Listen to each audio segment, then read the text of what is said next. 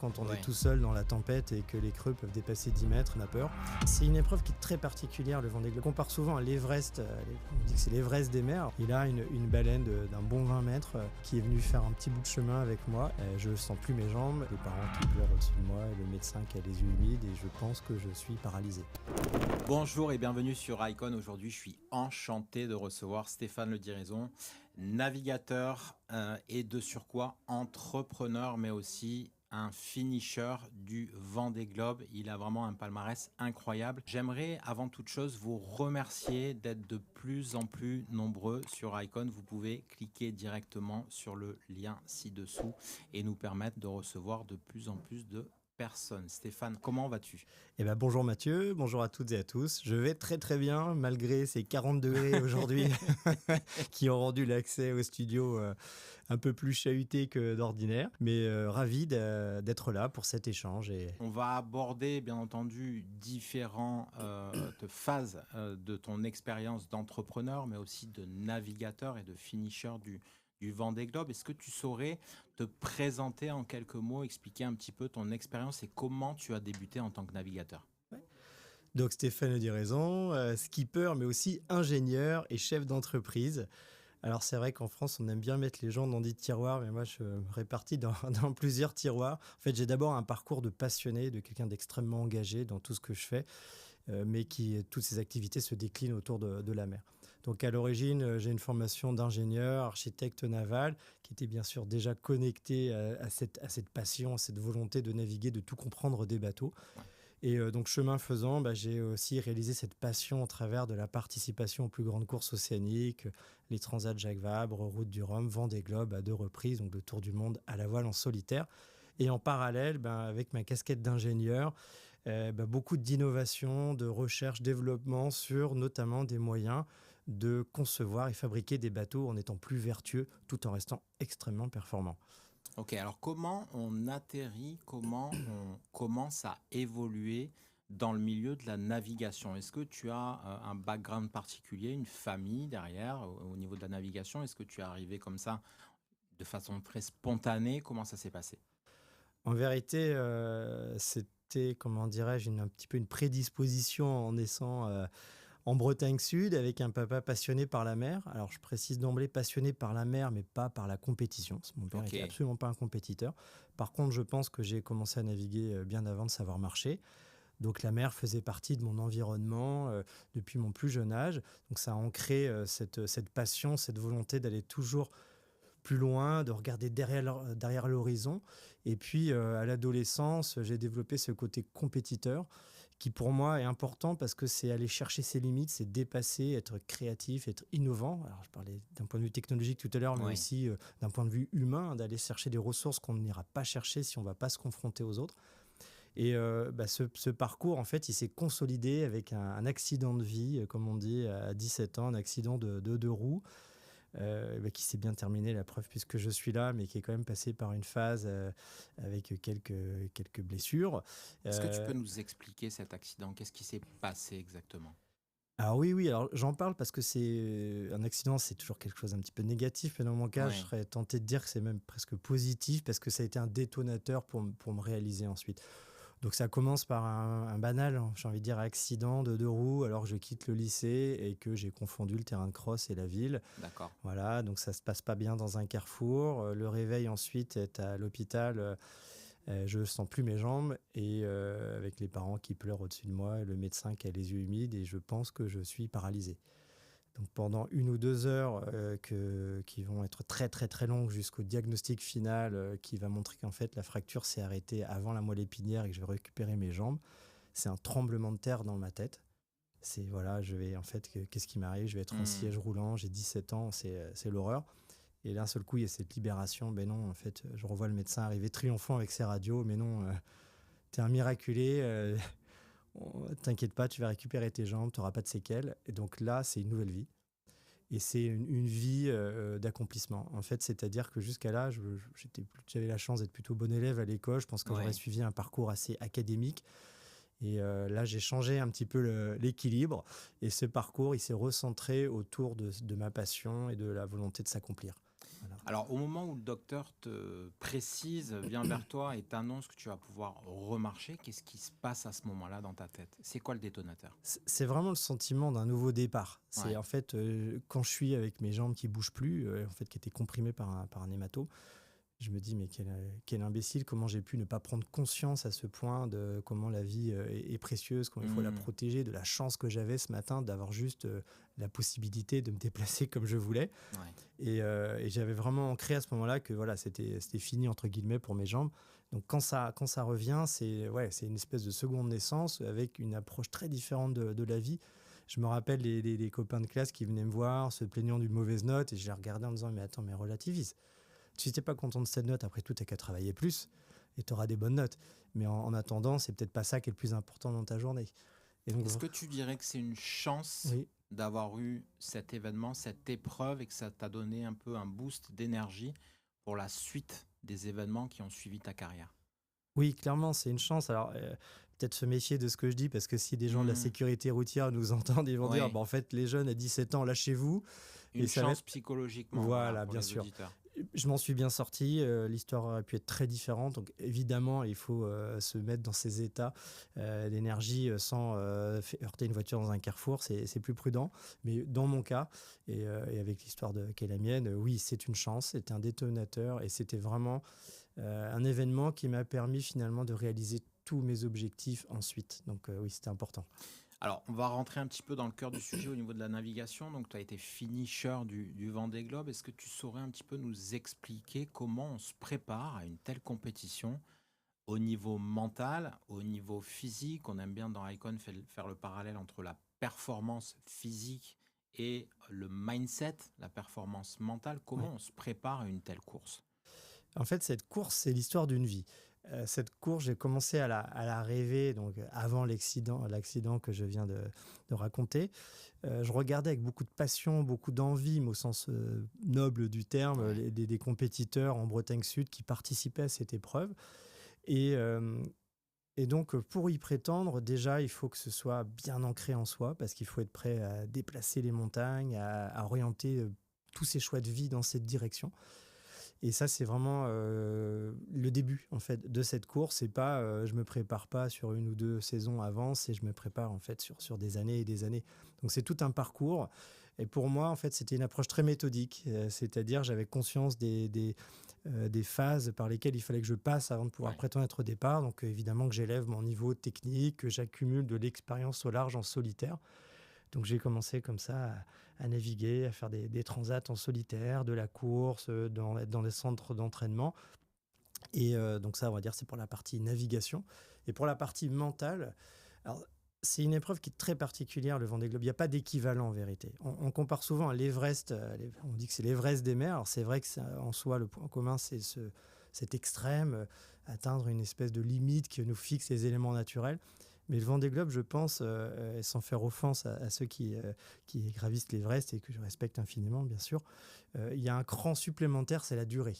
Enfin, il y a deux crans différents, c'est que l'épreuve, elle dure 3 mois et on est vraiment tout seul face à soi-même.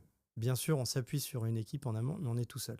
Donc ça veut dire que cette solitude, il va falloir la gérer parce qu'elle va avoir un impact sur le mental. Et donc, si on veut être performant pendant 3 mois, il faut être capable de gérer, de niveler ce niveau en fait, du mental qui forcément parfois va baisser, qui parfois peut être euphorique. C'est là qu'il faut être fort, qu'il faut être préparé. Ça va être aussi gérer la solitude. Hein. L'humain, on est un animal social, on est Hmm. fait pour vivre dans un groupe, donc on est coupé de cette notion. Il y a évidemment la gestion du stress, la peur, hein, parfois. Il faut mettre les mots. Hein, quand on est Ouais. tout seul dans la tempête et que les creux peuvent dépasser 10 mètres, sauf être complètement fou, on a peur. Est-ce Donc, il que faut le tu es en gérer. contact radio avec une équipe, avec un backup technique qui te suit, satellitaire? Comment ça se passe à ce niveau-là quand tu as une épreuve particulière qui survient? Alors aujourd'hui, on est dans un univers comme qui est très connecté. Moi, j'ai vu l'évolution rien qu'entre mon Vendée Globe 2016 et le 2020. La technologie s'est carrément embarquée à bord. Ouais. Donc si on veut, on a WhatsApp, on peut être très connecté. J'ai appris à m'en méfier parce que, en vérité, quand on a un échange avec quelqu'un de l'extérieur, c'est un échange qui est complètement indirect. Hein. On n'a pas vraiment la personne. Et quand l'échange s'arrête et qu'on se retrouve seul sur le bateau à 3 heures du matin dans l'océan Indien, on se sent encore plus seul. Donc moi, comment j'ai géré ça? En fait, j'ai organisé ces contacts pour qu'ils soient à des moments précis, hebdomadaires, pour que je me mette dans un état mental en fait réceptif et aussi avoir envie voilà, de donner, d'échanger, mais pas spontané. Moi, je voulais justement préserver cet univers qui est l'univers du solitaire pour le gérer de la meilleure façon et optimiser mon efficacité et niveler mon mental, mon moral. Il fallait pour ça voilà, rester constant sur les horaires. Donc ça veut dire que moi, je pense que je fais partie des coureurs qui avaient le moins d'échanges avec l'extérieur, Ok. le moins possible d'échanges avec mon équipe technique. Ça ne veut pas dire que j'en ai pas eu, mais c'était, on va dire, il y a eu 5 échanges téléphoniques en 3 mois. Mais peut-être pour te préserver du coup de cette tentation de faire appel à eux dès qu'une épreuve survient et Oui, pour arriver à rester autonome le plus possible. oui, il y avait vraiment un aspect de la gestion mentale hein, de l'épreuve. Parce que sur mon premier Vendée Globe, j'avais agi un peu différemment. Et parfois, c'était pesant, en fait, ces contacts, parce que ça me sortait à chaque fois de mon univers de solitaire et c'était beaucoup d'énergie pour y retourner. Un peu comme si on était réveillé dans la nuit, hein, le parallèle Hmm. vaut ce qu'il vaut. On ne se rendort pas en claquant des doigts. Il faut se redétendre et puis crac, on se rendort. Et si on est réveillé comme ça tous les 5 minutes, on passe pas une bonne nuit. Bon, bah, au niveau mental, la comparaison vaut ce qu'elle vaut, mais j'avais envie de gérer vraiment, de vraiment gérer ces cycles à ma façon. Ok. Quel est le temps de préparation d'un Vendée Globe? Alors tu disais que voilà, la durée de la course était approximativement de 3 mois. Sur quelle durée on se prépare pour un Vendée Globe mentalement et physiquement? Alors la préparation en tant que telle, c'est sur 4 ans. Le Vendée Globe, c'est un peu les Jeux olympiques des navigateurs au large. Donc l'épreuve a lieu tous les 4 ans. Donc en vérité, ben, quand on se prépare, c'est dès que une édition est terminée, allez, crac, on est dans les starting blocks D'accord. pour la suivante. Donc récupérer un bateau, créer l'équipe technique. On a monté en amont le projet avec des partenaires, parce qu'évidemment, il y a des entreprises derrière, sinon on ne peut pas monter ça tout seul. Et pendant ces 4 ans, on va travailler sur tous les aspects, c'est-à-dire la validation du bateau techniquement, la fiabilisation, et aussi la connaissance du bateau. Pour en tirer le meilleur, bah, il faut passer des heures, des jours à savoir optimiser les réglages de ce bateau, sa performance, et bien sûr un travail sur le skipper. Donc préparation physique spécifique. Dans mon cas, il y avait une grosse préparation sur la gestion du sommeil, Ok. puisqu'en fait sur un bateau, on dort de manière fractionnée. Moi, je dors par séquence de 20 minutes et très peu d'heures par jour. Hein, c'est 3h30, 4 heures par jour. Donc pendant 3 mois, par tranche de 20 minutes, 40 minutes parfois, c'est pas beaucoup. Donc ça se prépare en amont. Un préparateur mental, un préparateur physique, et puis une nutritionniste. Donc ça fait beaucoup de compartiments comme ça à optimiser, sachant qu'ils sont tous connectés. Ma préparation physique elle va me permettre d'avoir une meilleure récupération pendant le sommeil. Mon sommeil va avoir une influence sur mon mental et l'alimentation aussi. Donc en fait, tout ça est imbriqué et permet d'avoir un optimum sur le fonctionnement de son corps, de son esprit pour être prêt le jour J. Hmm. Tu parlais de la nécessité d'avoir un soutien financier pour participer à cette course. De quel montant on parle pour pouvoir soutenir un Stéphane Le Diraison au Vendée Globe? Quel montant faut-il Ouais. lever? Est-ce qu'on lève ça auprès de banques, auprès de mécènes? Comment ça se passe? Alors je vais répondre précisément à la question sur le budget, mais en amont, en fait, pour quand même situer le contexte, un Vendée Globe, on est tout seul à la barre du bateau, mais Hmm. c'est bel et bien en équipe qu'on prépare cette épreuve, une équipe technique, une équipe de communicants, mais aussi dans l'équipe des partenaires qui sont des entreprises qui financent. Qu'est-ce qu'elles ont, ces entreprises, en échange? Bien sûr, ce que les entreprises achètent, un service, Ouais. c'est la communication. C'est une exposition médiatique qui est hors norme.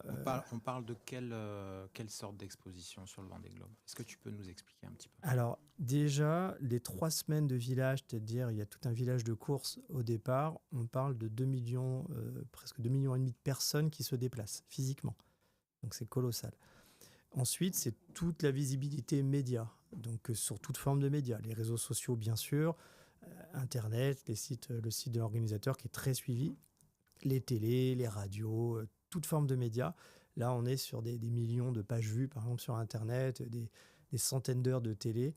Donc il y a vraiment une très belle exposition médiatique et en fait, les entreprises qui s'engagent dans un Vendée Globe, en général, ils ont un ROI, donc un retour sur investissement de l'ordre de 5 à 8 fois la mise. C'est-à-dire que si je j'ai prévu de mettre 1 million dans un budget publicitaire. Bah, le Vendée Globe, sur un projet qui est bien monté, évidemment, va m'apporter 5 à 8 millions de retombées. Pour finir avec les chiffres, ou poursuivre en tout cas avec les chiffres, quand Banque Populaire ont remporté l'épreuve en 2016, c'est un exemple, hein, Ouais. ils avaient investi, je crois, 14 millions, ils ont valorisé leur retombée à hauteur de 90 millions. Comment on valorise les retombées et quand on est une banque, un acteur financier important, qu'est-ce qu'on va chercher au-delà de la finance, au-delà vraiment de la levée d'argent? Qu'est-ce qu'on va chercher à sponsoriser un navigateur sur le Vendée Globe? Alors, ce que va rechercher une banque ou un sponsor en général, évidemment, il peut y avoir la retombée médiatique directe. Donc, c'est le skipper qui passe avec le nom du sponsor en gros dans telle page, la une d'un journal. Ben, on sait que cette page, elle coûte tant si je veux y prendre un encart publicitaire. Donc, il y a des instituts indépendants qui vont lister d'une manière très, comment dirais-je, besogneuse, hein, parce que c'est beaucoup, beaucoup de médias tous les jours, tous ces passages et ensuite les valoriser en équivalent publicitaire. Alors ça, c'est un des aspects du sponsoring. Mais qu'est-ce que ça va apporter d'autre? C'est d'abord et avant tout, j'ai envie de dire, une histoire humaine, donc un partage de valeurs. Et les valeurs de la course au large, c'est évidemment le défi et l'aventure, l'humilité aussi face aux éléments et la détermination. Il y a tout un tas d'autres valeurs, mais celles-là, ce sont les principales. Et donc, une entreprise va pouvoir s'identifier avec ça et embarquer ses salariés, ses collaborateurs, mais aussi ses clients, le grand public autour de ces valeurs. Ça, on ne sait pas le chiffrer, mais on sait que c'est extrêmement important pour une entreprise, tous ces retombées.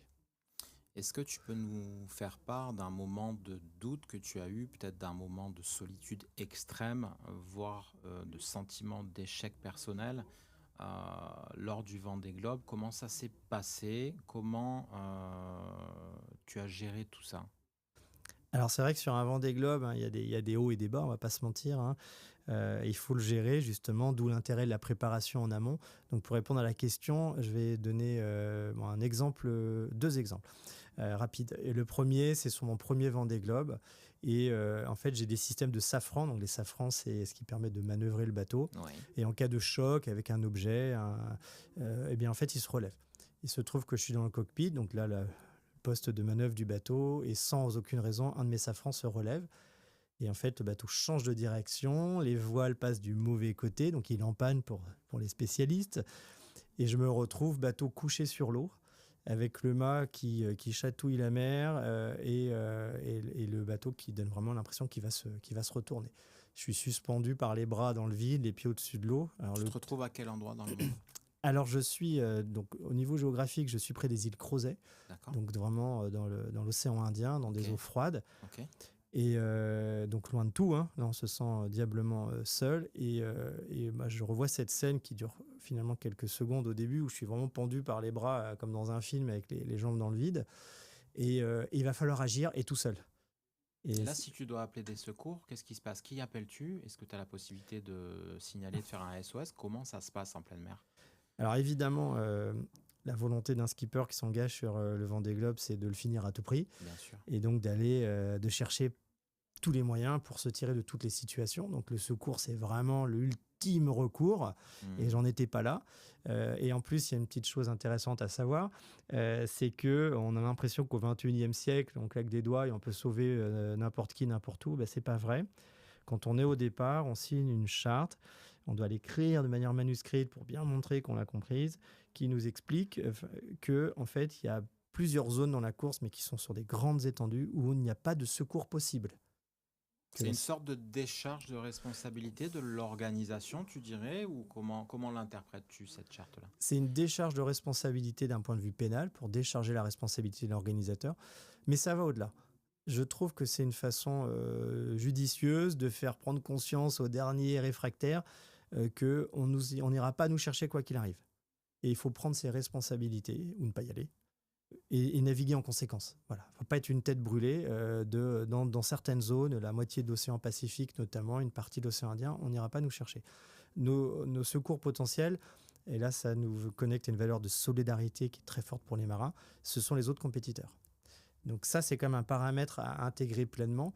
Donc si je reviens dans ma situation où je suis pendu avec les jambes dans le vide, évidemment, ma première réaction, c'est de me dire il faut que je me sorte de là à tout prix. Il y a des solutions et c'est ça qui est beau dans ce défi. On n'est pas masochiste, je pense, les Hmm. skippers. C'est en fait, par la porte, par la fenêtre, je vais trouver une solution. Et c'est ce que je disais en introduction, c'est cette capacité que du coup on doit développer, de rien lâcher bien sûr et de trouver des moyens de faire face. Donc ce qui s'est passé, hein, j'ai mis 3h30, 4 heures à rétablir la situation, mais après avec un sentiment d'accomplissement comme si j'avais gagné une course. Et en fait, j'avais gagné ce combat face à moi-même, face aux éléments. Donc c'est extrêmement porteur, mais je peux vous dire qu'au moment où le bateau il est couché sur l'eau comme ça, avant qu'il arrête de gîter, c'est-à-dire de pencher, Hmm. même s'ils sont faits pour ça, ces bateaux, et qui sont sécurisés, on se demande bien si l'histoire va s'arrêter là ou pas. Et c'est extrêmement fort, voilà, comme sensation. Et quand l'histoire continue et qu'on arrive au point d'arrivée, accueilli par sa famille, ses amis, etc., qu'est-ce qui se passe dans ta tête? Est-ce que tu peux nous partager ce moment-là qui doit être absolument incroyable? Alors oui, rien que d'en entendre parler, ça me donne des frissons. J'ai senti une poussée d'adrénaline dans le, dans le corps. Pour bien comprendre ce qu'on ressent à l'arrivée, il faut penser à ce qu'on ce qu'on pense au départ. Quand on prend le départ d'un Vendée Globe, c'est très particulier parce que là, on fait confiance à notre prof de géographie au collège qui nous expliquait que la Terre était ronde. Ce que je veux dire par là, c'est que, imaginons, voilà, je mets mon cap à l'ouest, je m'écarte de la côte, et c'est précisément mon point d'arrivée, c'est dans mon dos. Euh, Ça paraît évident ce que je dis, mais quand on le vit, il faut vraiment l'imaginer comme quelque chose de très particulier. Et donc on s'éloigne pendant 6 semaines, on ne fait que s'éloigner finalement de la ligne d'arrivée. On s'en rapproche parce qu'évidemment c'est une boucle, mais jusqu'à mi-chemin qui est l'Australie, on s'éloigne de la maison. Hmm. Et on a l'impression de s'enfoncer dans les ténèbres du Grand Sud. Donc il y a cette notion d'éloignement, cette notion de danger, hein. On va quand même s'exposer à des mers extrêmement dures. Et puis finalement, on finit par s'en rapprocher. Et donc quand on arrive à... Maintenant, je reviens sur l'arrivée. Quand les côtes se redessinent, alors moi c'est une arrivée de nuit, qu'on découvre les lumières, rien que ça, c'est bouleversant, mais je pèse mes mots parce que on n'arrive même pas à y croire. Et puis on se rapproche de la côte. Et alors là, c'est un sentiment qui est étonnant parce qu'on est hyper heureux. On se dit, je vais retrouver mes enfants, je vais retrouver mes amis. Et à la fois, moi, je me suis dit, mais c'est déjà fini. Je suis tellement bien La sur le séance bateau. de ciné est terminée. Ouais, et en fait, non, mais c'est pas possible. En fait, je suis tellement bien. Oui, c'est Ok. dur. Mais en fait je suis face aux éléments et c'est difficile, mais je me sens vivre, j'existe. En fait, je me sens bien. Et mince, je vais le perdre, ça. C'est Hmm. particulier. Donc, on est très heureux et à la fois, on se dit, mince, je suis en train d'arriver au bout de ce rêve. Alors, moi, il m'arrivait quelque chose de particulier qui vaut le détour, c'est que la ligne d'arrivée d'un Vendée Globe, c'est très large, c'est plusieurs Ouais. kilomètres, pour des raisons de sécurité, suivant l'orientation du vent, etc. Et il se trouve que je suis arrivé avec un groupe de 6 compétiteurs, Ouais. et celui qui était avant moi, en fait, il a choisi un côté de la ligne. Il est arrivé, je crois, 1 heure avant moi. Et moi, j'ai choisi l'opposé. Et comme il faisait très froid, qu'il y avait beaucoup de vent, tous les médias m'attendaient au même point. Et donc, quand j'ai coupé la ligne, alors c'est une belle leçon d'humilité, il n'y avait personne. Alors que d'habitude, c'est vraiment des globes, il y a les télés, des nuées, des dizaines de bateaux accompagnateurs. Donc au début, il y a un ego un peu froissé quand même. On va dire Ouais. donc, où est-ce qu'ils sont? J'ai tourné la tête, j'ai vu ces médias au loin, j'ai compris. Et je me suis dit, mais en fait, c'est une vraie chance. J'ai coupé la ligne, évidemment, Ouais. jusqu'au bout, compétiteur. Et là, j'ai arrêté mon bateau. Et je me suis dit, bah, les 2-3 minutes qui vont mettre à revenir vers moi, c'est des minutes pour moi. Donc je me suis assis sur le roof, la cabine du bateau. Et en fait, je regardais la côte et là, je me suis remémoré tout mon parcours. Tout ce qui faisait que j'avais pu être au départ, la course. Alors, c'était un peu en accéléré, mais c'était un moment qui était très fort.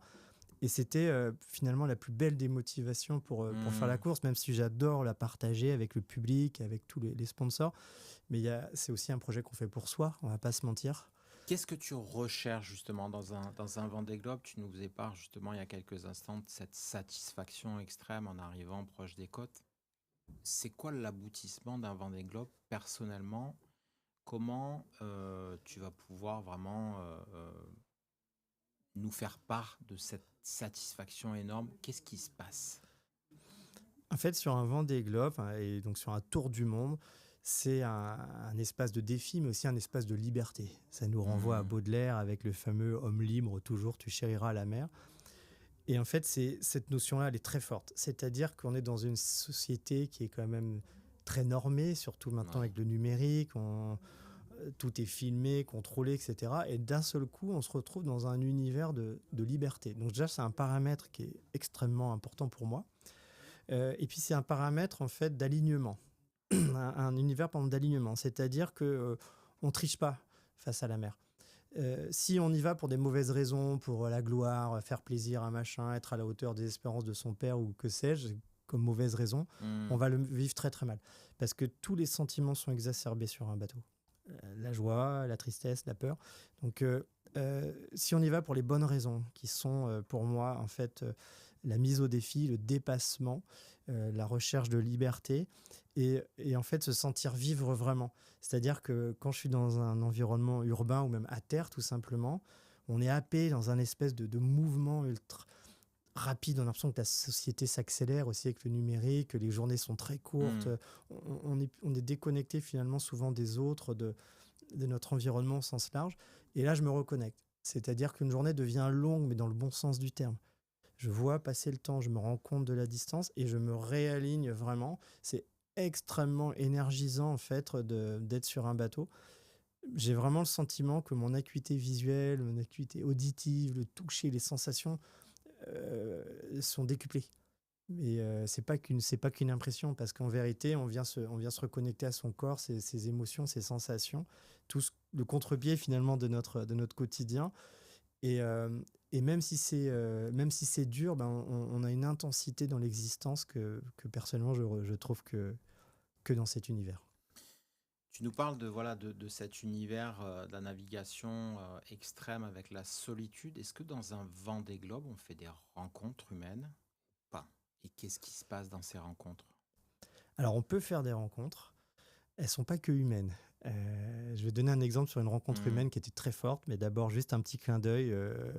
Une rencontre avec une baleine en plein milieu de l'océan Pacifique au point Nemo, donc c'est-à-dire à 4000 km de toute côte, là Ok, sur cette terre où on est le plus loin ok. de tout continent. Et là, une baleine d'un bon 20 mètres qui est venue faire un petit bout de chemin avec moi. Et en fait, la scène, elle est drôle parce que je suis sur le pont en train de manœuvrer et je sens un regard posé, comme on peut tous le sentir dans la rue ou autre. Vraiment, je sens un regard. Et là, alors, je suis au milieu de nulle part. Et je tourne la tête et là, waouh, une baleine. Et donc, première réaction, bon, c'est fascinant, ça me fait peur. Je dis, il faut surtout pas que je la tape, je vais la blesser puis je vais casser mon bateau. Donc, il y aura deux perdants. Et en fait, ce qui s'est passé, c'est que je pense que cet animal a senti que j'étais pacifique. Et donc, j'ai changé ma route pour m'écarter d'elle et elle s'est mise à me suivre. Et c'était une rencontre qui était fabuleuse. Les gens pourraient être très sceptiques et dire oh là, là il a Hmm. un petit peu fantasmé le moment. Mais non, il y avait un vrai échange, il y avait une vraie rencontre. Après, un exemple de rencontre humaine, bah, c'est avec un cargo au milieu de nulle part. Il y a très très peu de cargos dans cette zone, mais il y en a quand même quelques-uns.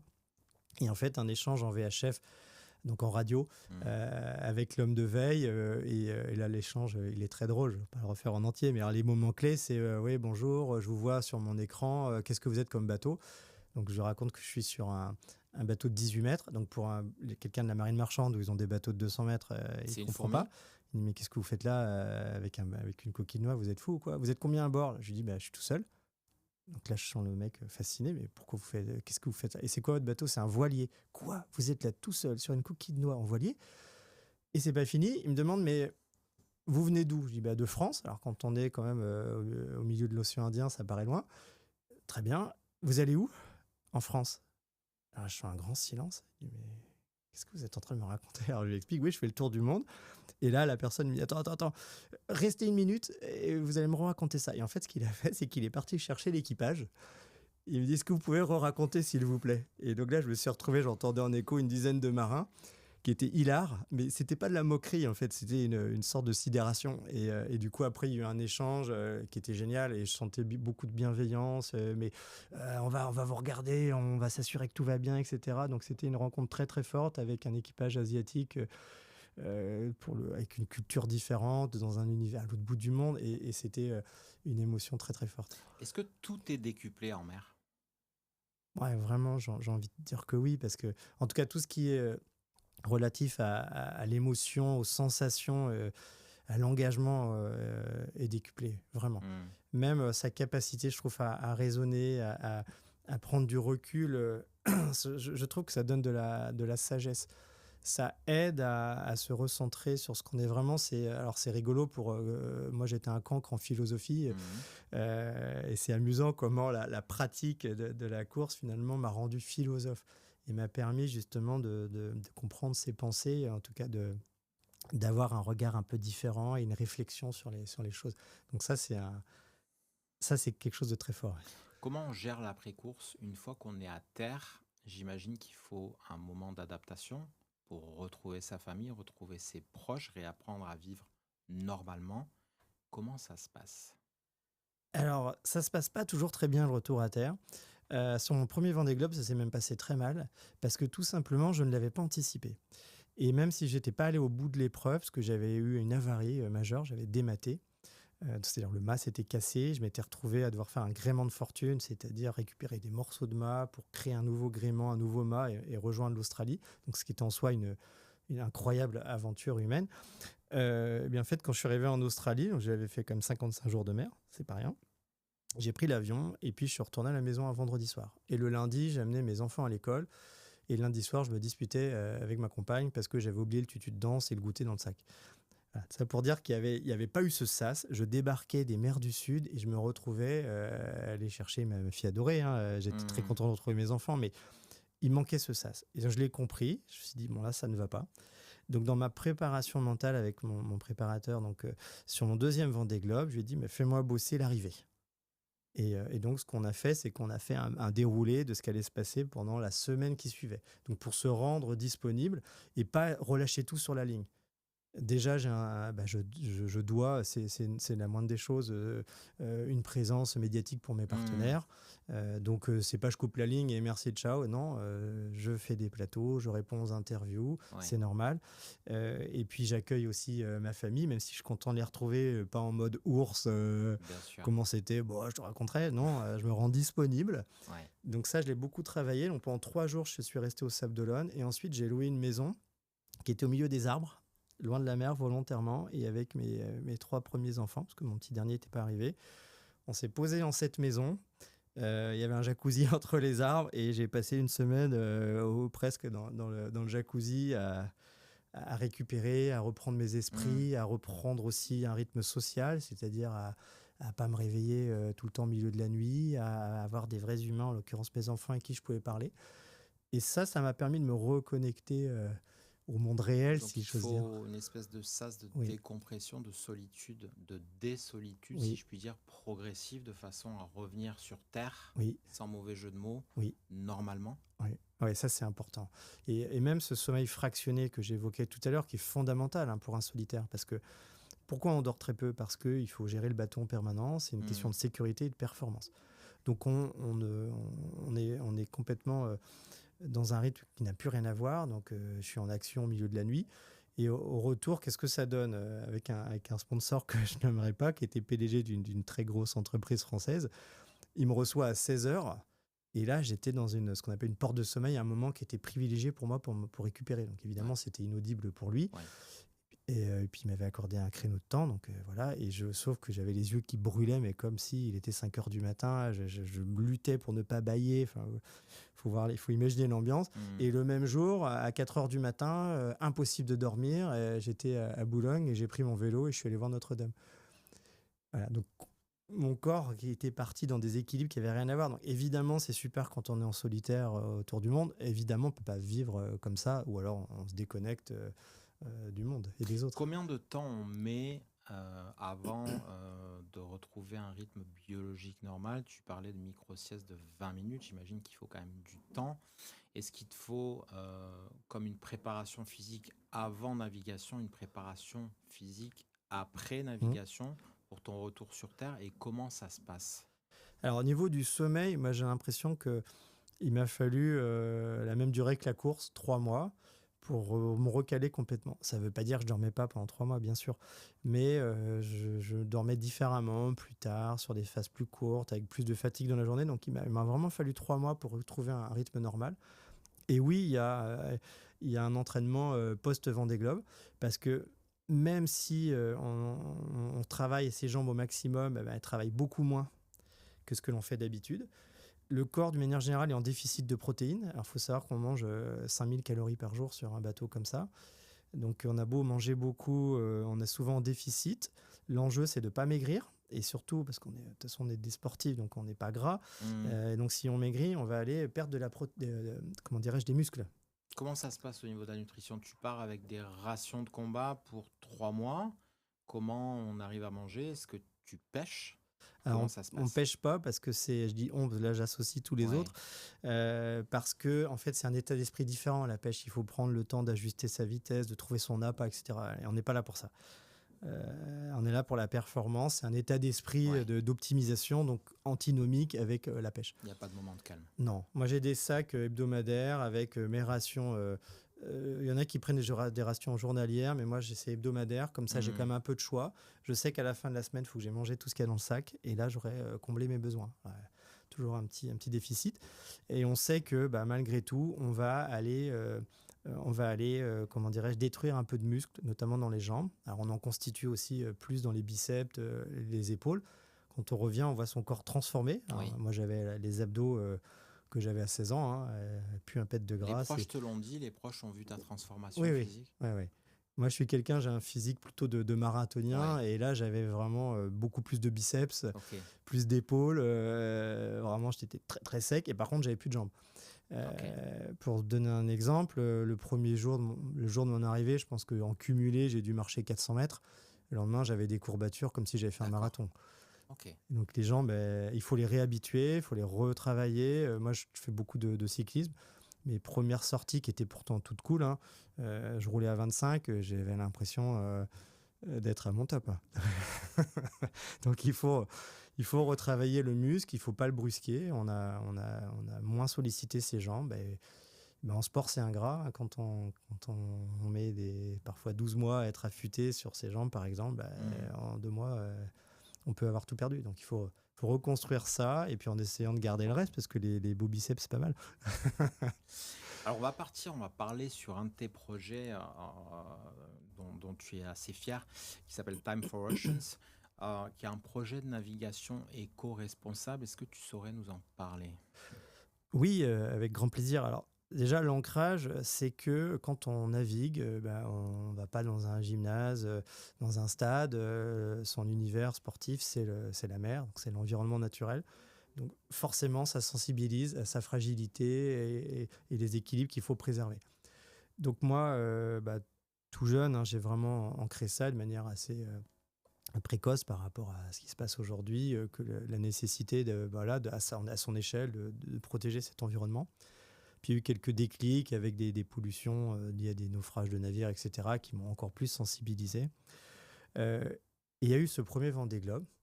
Et en fait, quand on fait le Vendée Globe, il y a un ennemi très important, un de nos ennemis jurés, c'est les glaces, les icebergs. C'est quoi un iceberg? C'est la banquise. Donc la banquise, c'est de l'eau gelée, de l'eau de mer qui gèle. Là, en l'occurrence, autour de l'océan, de l'Antarctique, donc hémisphère sud, pôle sud. Et sous l'effet du réchauffement climatique, la banquise fond plus vite, et il y a plus d'icebergs que ce qu'on observait il y a quelques années. Donc on reçoit des photos satellites avec l'observation d'icebergs. Et je me suis rendu compte à l'arrivée, en superposant les cartes des navigateurs des années 90, donc 25 ans plus tôt, que les routes qu'ils empruntaient, on n'est plus capable de les emprunter, parce qu'il y a beaucoup plus de risques de collision avec un iceberg. Alors, si on se rappelle l'histoire du Titanic, on sait ce que ça fait de rencontrer un iceberg. Et en fait, quand j'ai pris pleinement conscience de ça, je me suis dit, OK, en 25 ans, on est capable de mesurer, nous, en tant que navigateurs, l'influence, en tout cas les conséquences de ce réchauffement climatique sur la navigation. Et si on se projette à ce rythme-là, dans 25 ans, on ne fait plus la course. Donc, ce que je me suis dit, c'est que de toute façon, je ne vais pas changer le monde, mais ce que je peux changer, c'est ma pratique à moi, et être un influenceur, si j'ose dire, en montrant par l'exemple comment on peut faire différemment. Et une façon de faire qui donne envie, et qui soit tournée vers l'avenir, et pas quelque chose qui soit du repli. Donc à partir de là, donc 2017, j'ai créé Time for Oceans, qui est en fait une bannière, hein, une marque qui permet de porter ce message déjà de sensibilisation Ouais. auprès des entreprises partenaires, parce qu'elles en avaient besoin dans leur stratégie de RSE, c'est-à-dire comment on embarque les collaborateurs pour leur faire comprendre qu'on a besoin de ce changement. Et puis le grand public. Et moi, j'ai énormément travaillé avec des scolaires. Donc j'avais 25 000 scolaires qui m'ont suivi sur le Vendée Globe. Ok. Au travers de ces messages, et c'est pas tout de prêcher la bonne parole. Si on veut être crédible, il faut aussi appliquer ces bons conseils à soi-même. Donc Time for Oceans, c'était aussi un programme de R&D suivi notamment par l'ADEME depuis 2022, pendant 4 ans, avec des résultats très concrets. Je ne vais pas détailler, mais l'idée, c'est de savoir comment on est capable d'avoir un bateau performant au niveau technologique, donc un bateau qui va vite, mais qui est un bateau qui soit aussi performant au niveau environnemental, et bien sûr à budget constant. Si je sors une voiture électrique et je dis c'est génial, ça marche, mais elle coûte 150 000 €, il n'y a pas grand monde qui va se l'acheter. C'est un peu le même principe. Donc là, du coup, on est passé par différentes étapes et on a été hyper fiers avec les gens avec qui je travaille, il y a beaucoup de partenaires techniques, de présenter un premier bateau en septembre 2025 à La Rochelle, au Salon Nautique, donc un démonstrateur de 5,50 m, sur lequel on a obtenu un résultat de moins 50% de CO2. Excellent. Donc, c'est pas rien, tout en ayant des performances à 2% près équivalentes à un bateau qui aurait été sans aucune diminution des impacts carbone. Donc le ratio est excellent et on a réussi à le faire à budget constant. Top. Alors aujourd'hui, on ne s'en rend pas compte, mais aujourd'hui, on est à Paris, il fait 39 degrés dans le studio, voire même peut-être plus. Pour parler vraiment cash, le climat part en cacahuète. Ouais. Comment tu vois l'avenir de la planète dans 20 ans, et est-ce que tu penses que dans 20 ans, les navigateurs seront à même de faire les mêmes Vendée Globe que maintenant? Qu'est-ce qui va se passer dans 20 ans? Comment ça va évoluer tout ça? En fait, je me sens concerné, je suis un peu inquiet évidemment de cette situation, surtout quand on entend des météorologues de Météo France qui nous expliquent que dans 20 ou 30 ans, un été comme celui-là sera un été frais, au rythme où évoluent les choses. Donc forcément, on se dit, waouh, mais attends, mais s'il se met à faire 50 degrés, comment juste on vit? Il est déjà à 40, aller dans la rue, c'est une épreuve. Mais je suis quelqu'un de tourné vers l'avenir et optimiste, et on l'a vu dans le Covid, avec les conséquences aussi qui étaient parfois un peu fâcheuses. Personne n'aurait misé un centime sur l'idée que l'économie mondiale s'arrête pendant 1 ou 2 mois pour préserver les vies humaines et empêcher le virus de se propager. Personne n'aurait pu jurer qu'on aurait croisé un sanglier sur le périph' ou des biches. Et pourtant, les humains étaient capables de le faire et montrer qu'ils étaient capables de réagir de manière très énergique pour prendre les bonnes décisions. Donc c'est à ça que je veux me raccrocher pour me dire que il y a quelques réfractaires encore qui voulaient pas comprendre qu'en fait que le réchauffement climatique c'est quelque chose qui est palpable, qui est mesurable. Et puis là, je pense que ça devient dur de le renier. Et puis je pense qu'il y a la dimension aussi qu'on entend maintenant des chefs d'entreprise qui parlent du coût du réchauffement climatique. Donc on voit bien que pour certains, c'est une motivation, on va dire, éthique. Il faut préserver à tout prix un bon équilibre de vie sur Terre. Et puis pour d'autres, l'angle d'approche, ça va être oui, mais il faut aussi que nos entreprises, nos économies puissent fonctionner. Donc c'est un paramètre qui, je pense, va être de plus en plus pris en compte. Il est temps. Mais surtout, il faut le présenter de manière positive parce qu'il faut s'adapter. On peut encore s'adapter. Et on le fera avec une volonté et aussi une acceptation du fait que nos activités vont être peut-être organisées différemment. Mais moi, je le vois avec ce qu'on fait sur le bateau de course. C'est pas moins de travail et c'est pas moins intéressant de faire un bateau de course avec un cahier des charges différent. On fait travailler le même nombre de personnes, mais par contre, au bout du compte, nos émissions de CO2 sont divisées par 2. Donc, ce que je veux dire, c'est que la quantité de travail invariable fait que si on l'applique à d'autres secteurs, l'automobile, c'est déjà le cas avec les voitures électriques, oui. On peut l'étendre comme ça à plein de secteurs. C'est générateur d'emplois, c'est générateur de ressources.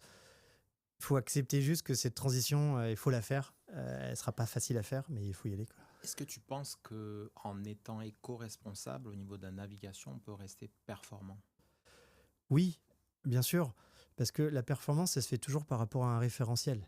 Il faut aussi que les marins acceptent de faire bouger ce référentiel. Alors moi, je m'évertue à porter ce message, je ne suis pas le seul, évidemment, pour qu'on prenne nos responsabilités de skipper et qu'on intègre cette dimension environnementale. Alors, ça commence à être le cas au sein des associations de coureurs. Mais bien sûr, si je prends une performance, en fait, elle a de valeur que dans son référentiel. Imaginons que je prenne le départ du Vendée Globe avec un bateau 2 fois plus rapide que les autres. Je vais gagner la course. Il n'y aura aucune performance. Alors que si j'ai le même bateau que les autres et que je me bats pendant 3 semaines, la performance sera élevée. Et c'est ça qui intéresse le public, in fine. Donc, voilà, tout ça pour dire que si demain, les bateaux ralentissaient un peu, pourquoi pas, de quelques pourcents, mais ça n'entacherait absolument pas l'engagement, la performance des coureurs et l'intérêt de la course. Au contraire. Au contraire. Donc oui, je pense qu'on peut et on doit aller dans cette direction. Tu parlais de ton passage dans les établissements scolaires pour sensibiliser justement la jeunesse sur ces phénomènes-là. Aujourd'hui, tu aurais, j'imagine que c'est souvent le cas, un jeune de 15-20 ans devant toi qui dirait, bah voilà Stéphane, j'ai envie de me lancer un jour dans cette fabuleuse expérience du Vendée Globe, peut-être de la Transat Jacques Vabre. Comment je peux me préparer et explique-moi en quelques phrases qu'est-ce qu'il faut que je fasse et quelles sont les qualités à arborer pour pouvoir relever ce challenge. Ouais. Alors j'ai déjà eu ces questions-là, je l'ai même eu parfois avec des plus jeunes. Et moi, je suis la parfaite démonstration en fait, de quelqu'un qui a réussi avec d'abord un paramètre qui est vraiment d'ancrer cette idée que je vais y arriver. Voilà, et c'est y croire en fait. Croire en ses chances, c'est pas peut-être que... non, au fond de soi, de l'ancrer, pourquoi moi moins qu'un autre ou plus qu'un autre? Non, moi je vais déployer l'énergie et les compétences qu'il faut, je vais les développer pour y arriver. Et la première chose à faire, c'est vraiment d'y croire profondément, ce qui n'est pas toujours facile, parce que moi quand j'en parlais dans mon environnement à 15-16 ans, tu rêves, tu rigoles, et ces gens-là évidemment nous découragent. Il faut réussir à trouver quelqu'un dans notre entourage aussi qui soit un peu notre sponsor moral ou mental, si j'ose dire. Quelqu'un qui mentor. Exactement, quelqu'un qui croit en nous, ça peut être son père, sa mère, son meilleur ami, son oncle. Ouais. Et quelqu'un, on a besoin de ça, de sentir que quelqu'un croit en nous, et ça va nous faire un peu comme une béquille, un appui. Et ça, c'est vraiment le pilier. Si on n'a pas ça, cette conviction, on ne peut pas y arriver. Et la deuxième chose que je dis aux élèves, aux adolescents qui me posent la question, ça va toujours avec le travail. Il n'y a aucun sportif, il n'y a aucun joueur de foot, aucun tennisman, aucun navigateur qui a réussi sur son talent. En fait, le talent, c'est quoi? C'est du travail, en vérité. C'est des heures à taper dans une balle avec sa raquette, à naviguer. Et donc, il faut, quand on y croit et qu'on a cette passion vissée au cœur, eh bien, on va déployer cette énergie pour s'entraîner et travailler, et travailler, et travailler. Et donc, de l'engagement, de la conviction et du travail, ça donne, quelle que soit la discipline, des très bons résultats. C'est quoi la next step pour toi? Eh ben, la next step, c'est de retourner sur un Vendée Globe. Maintenant que j'ai la chance d'avoir ce trophée finisher sur le buffet, donc tous les jours, je le regarde et c'est pas une blague, c'est vraiment quelque chose d'extrêmement positif pour moi, ce sentiment d'avoir atteint un bel objectif.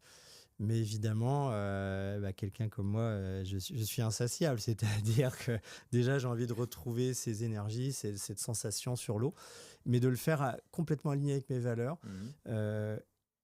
et m'appuyer bien sûr sur tous les travaux, tout ce que j'ai fait depuis des années, parce que j'ai pris mes responsabilités, comme on dit. Je ne suis pas retourné sur le Vendée Globe 2024, notamment pour vendre le bateau, qui était donc la propriété de ma société, pour avoir une capacité d'investissement et développer des prototypes qui permettent de montrer qu'on peut le faire. Donc ça, aujourd'hui, c'est coché.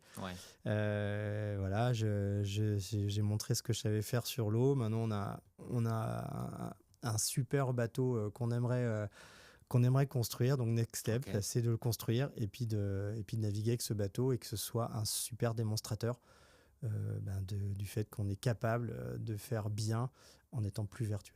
On est en juin 2026. Tu serais prêt à repartir naviguer quand? Alors, en vérité, là, tout de suite, parce que moi, je suis quelqu'un qui, évidemment, j'ai jamais arrêté de naviguer. Quand je dis que j'ai vendu mon bateau, c'était mon IMOCA, donc les bateaux du Vendée Globe. J'ai bien sûr navigué sur d'autres supports. Donc, j'ai maintenu mon niveau d'entraînement. Et puis, sur la route du Rhum, par exemple, qui part en novembre, j'ai la wildcard, c'est-à-dire l'invitation, eu égard à mes états de service. Donc en gros, il n'y a plus qu'à, si Il y a j'ose plus qu'à. dire. Voilà. Et en fait, l'idée sur cette route du Rhum, ce serait de récupérer un bateau existant. Ok. Il y en a plusieurs, des très bons bateaux, de faire cette route du Rhum et ensuite, l'étape suivante, de le faire évoluer. Ouais. En appliquant les résultats des travaux menés par Time for Oceans. Ouais. Et puis peut-être l'étape suivante, de fabriquer complètement un nouveau bateau. Mais l'étape de la modification d'un bateau, elle est nécessaire et ça permet d'y aller étape par étape et de bien maîtriser l'innovation. Stéphane, merci infiniment de nous avoir partagé ton expérience. Merci à tous de nous suivre sur Icon Podcast et à très très bientôt. Merci beaucoup. Merci à toi. Merci.